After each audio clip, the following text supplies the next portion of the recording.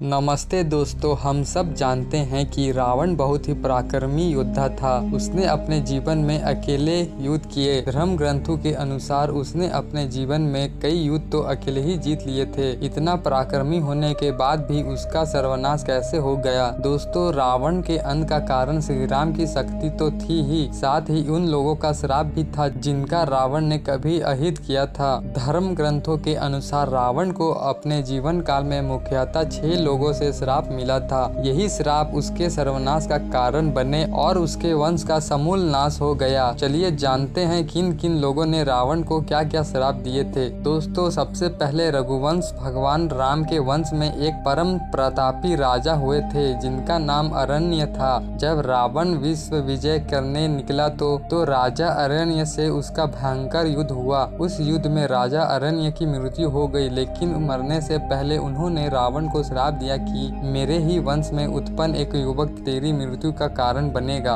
दोस्तों, दूसरा है, एक बार रावण भगवान शंकर से मिलने कैलाश गया। वहां उसने नंदी जी को देखकर उनके सौरभ की हंसी उड़ाई और उन्हें बंदर के समान मुख वाला कहा। तब नंदी जी ने रावण को श्राप दिया कि बंदरों के कारण ही तेरा सर्वनाश होगा। दोस्तों, तीसरा है, रावण ने अपनी पत्नी की बड़ी बहन माया के साथ भी छल किया था। माया के पति वैजयंतपुर के संभर राजा थे। एक दिन रावण संभर के यहाँ गया। वहाँ रावण ने माया को अपनी बातों से फंसा लिया। इस बात का पता लगते ही संभर ने रावण को बंदी बना लिया। उसी समय संभर पर राजा दशरथ ने आक्रमण कर दिया। युद्ध में संभर की मृत्यु हो गई। जब माया सती होने लगी तो रावण ने उसे अपने साथ चलने को कहा। तब माया ने कहा कि तुमने वासना युक्त मेरा सात्विक भंग करने का प्रयास किया, इसलिए मेरे पति की मृत्यु हो गई। अतः तुम भी स्त्री की वासना के कारण मारे जाओगे। दोस्तों, चौथा है, एक बार रावण अपने पुष्पक विमान से कहीं जा रहा था। तभी उसे एक सुंदर स्त्री दिखाई दी जो भगवान विष्णु को पति रूप में पाने के लिए तपस्या कर रही थी। रावण ने उसके बाल पकड़े और अपने साथ चलने को कहा। उस तपस्विनी ने उसे क्षण अपनी देह त्याग दी और रावण को श्राप दिया कि एक स्त्री के कारण ही तेरी मृत्यु होगी। दोस्तों, पांचवा है, विश्व विजय करने के लिए जब रावण स्वर्ग लोक पहुंचा तो उसे वहां रंभा नाम की अप्सरा दिखाई दी। अपनी वासना पूरी करने के लिए रावण ने उसे पकड़ लिया। तब उस अप्सरा ने कहा कि